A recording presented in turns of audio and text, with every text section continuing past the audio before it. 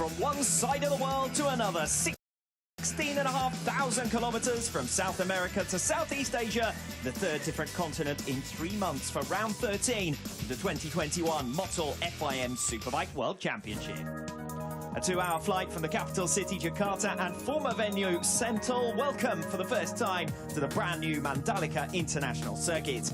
Part of a $3 billion special economic zone that's already been under construction for almost 6 years to inaugurate this circuit last week. The Asia Talent Cup was the first class to take to the track for qualifying 6 days ago. They'll be racing this afternoon, although work on the finishing touches has been ongoing right up to the start of this weekend. A 507-metre start-finish straight and 17 corners, predominantly right-handers, are the main features of this new 4.3-kilometre venue.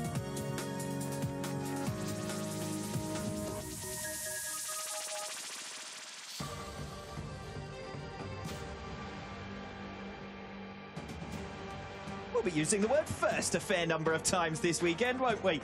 Good morning and welcome to Free Practice 1, the first World SBK session around this circuit. Steve English alongside me, and as usual for a Friday morning, we'll catch you up with all of the news in the paddock between rounds and preview this weekend's action as well, maybe with a little extra emphasis on two riders in particular. The fifth staging of the Pirelli Indonesian round, the first since 1997, and it's also the final weekend of the 2021 campaign. But Steve, today's sessions in themselves will also be fascinating. A totally new track for everyone, a blank slate, no data to call upon. Friday then becomes even more important than usual for riders and teams. Yeah, nobody knows what to expect over the course of this weekend. There could be some torrential rain has been in the area in recent weeks as well, and that could spring a bit of a surprise over the course of the weekend. But really for everyone, this is a step into the unknown. This is where you'll spend this practice session learning the track, getting to make sure your base settings work correctly, get your gearing right, and then build on that all the way through the weekend.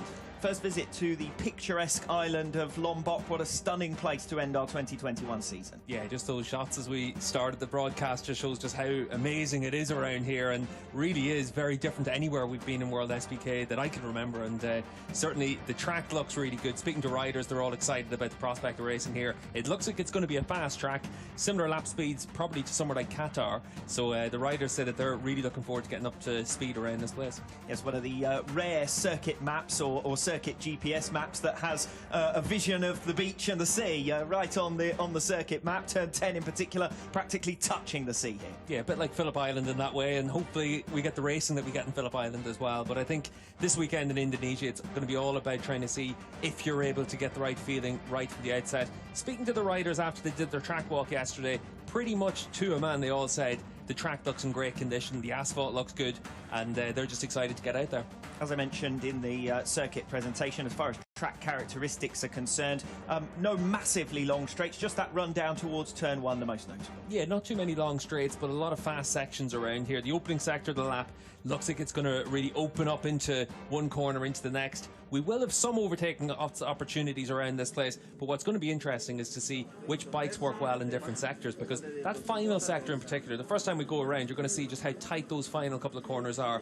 Ever decreasing radius right-hander into turn 15 and 16. That's going to be a real opportunity to make some moves. It's also going to be key to see whether the likes of the Kawasaki is going to be actually quite good through there. We saw earlier in the season Jonathan Rea really struggled whenever he was trying to brake on an angle. He's going to have to do that into that final sector. A slight change to the schedule here this morning, and it's seen as slightly delayed with the Asia Talent Cup support class this morning delayed somewhat. So we're a little bit later than would have originally been planned. We'll be back on schedule, as it were, over the course of this afternoon. But two classes already taking to the track this morning, so a little bit of rubber down at very least. Yeah, we saw in the Super Sport class pretty quick times right from the outside. It was Manuel Gonzalez leading the way in that, and it was actually quite close as well. A lot of riders able to get themselves up to speed quite quickly, as you'd expect. Fast riders all there in the Super Sport class getting the fast times at the end of the session. You'd expect to see something similar in Superbike. You don't really expect to see a massive change up in the order, but what could happen is a couple of the manufacturers might be up to speed a little bit quicker than others. Yes, second weekend of on-track action at this venue, but the first for racing. There was a free practice and qualifying for the Asia Talent Cup that took place just a week ago. So, as you can see along the bottom of your screen, it's hashtag World SBK for finale in 2021 this weekend at the Indonesian round, and every reason to rub our hands together. 30 points is the deficit for Jonathan Rea to try and make up. Nobody's made up a margin like that at a final round before in the history of the Superbike World Championship, nor have they had 3 races at the final round in which to do it historically. Yeah, and I think what's going to be key is to see what happens in tomorrow's opening race of the weekend, because that's going to set the tone. Obviously for Jonathan Rea, 30 points is a big margin to make up. He needs a little bit of misfortune for Toprak. He needs to put him under pressure as well. Yes, you can see when we go behind the scenes there's still workmen still chipping away at those final touches just to get everything ready before we get underway this weekend. But everything that you can see, as it were, the pit boxes, the circuit, all looks in pristine, brand new condition. Yeah, they've done a really good job to get everything completed in time.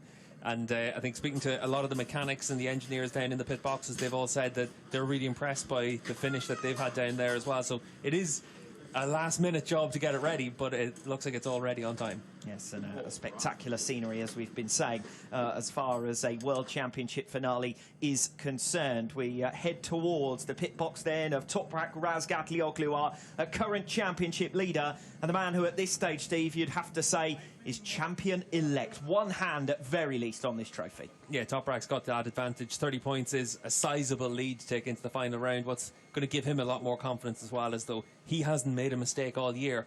Any of the retirements he's had, they've been for mechanical issues or the crash with Garrett Gerloff and Assen. It hasn't been Toprak putting the foot wrong. He'll want to make sure he keeps that consistency. And consistency is the key, because most notably, the sheer volume of podium finishes that he has had this season. Now, Jonathan Rea, the same tally as far as podiums are concerned, but actually what Jonathan Rea does in a sense is irrelevant to Toprak this weekend. If he banks 3 podiums, he's world champion. Yeah, exactly. Toprak's going to be focused on himself. And speaking to Phil Marin, his crew chief, earlier in the week, Phil said, we're going to go into Saturday. It's not going to be a case of Toprak racing within himself. He's going to go out there, try and win that race, and then maybe on Sunday, that's whenever the team will have to then try and rein him in, making sure he focuses up on just getting across the line. This man Scott Redding has also got a part to play as far as this World Championship showdown is concerned. At 66 points back from Toprak Razgatlioglu, is out of mathematical contention for the title himself, but he could be the man who gets in between the top 2. Now, often those have been the 3 riders up at the head of the field, and that could go both ways. Jonathan Rea has a lot of points to make up, so he could do with Toprak being relegated behind Redding. But if the reverse is true and Jonathan Rea finishes 3rd behind Toprak Razgatlioglu, game over. Yeah, I think that's one of the big things, that Scott can be that spoiler through the course this weekend. We've seen it all the way through this season, how strong Ducati can be, how effective Scott Redding can be as well. What's going to be interesting for Redding is it's a level playing field here. We've seen it at different times this year. When we went to Most or Navarra, they were tracks where he was really strong, and they were tracks that were brand new for everyone as well. Conventional wisdom over the last 3 seasons has been that it's generally been KRT who've been the riders with the experience, the team with the experience. So they've been the ones who've hit the ground running, as it were, at circuits that they've visited before. You only need to look back at Assen as being the perfect example of that. Jonathan Rea was never troubled at the Dutch round. So this weekend throws up something very different. Yeah, this is going to be something completely different, and this is where having an adaptable bike really comes into its own. What bike's been the most adaptable all the way through the season? It's been the Yamaha. We've seen it all the way through this year, where different Yamaha riders have been really strong at different points, whether you're looking at Toprak all the way through the season, or you're looking at Andrea Locatelli or Garrett Gerloff at different points. Then that really has been the bike to be on if you're just looking for something that works in a very big operating window. Inevitably, the final round of any season is always a time for goodbyes. It's going to be an emotional weekend for this man, Chaz Davies, who bows out of World SBK at the end of 2021 and at the end of an illustrious career, one of World SBK's top 10 all-time greatest riders. I don't think there's too much doubt about that. Chaz Davies not alone in making what is a likely departure from the World SBK paddock. A couple of other riders not confirmed for retirement as such, but the likes of Leon Haslam, who you can see making his way down pit lane, likely to be moving on from the paddock at very least next season. Yeah, for Chaz, obviously he came out a little bit early to Indonesia as well, so he's making the most of this week, a few days surfing. And for Leon Haslam, it looks like it's going to be the end of his time as a full-time rider in World SBK, but it looks almost certain he's going to be racing next year, probably in BSB and in the Endurance World Championship. So we might see him in as a wild card again at some point in the future, but certainly this looks like the end of his full-time time in World SBK. Yes, and a similar situation for Tom Sykes as well. His ride not confirmed.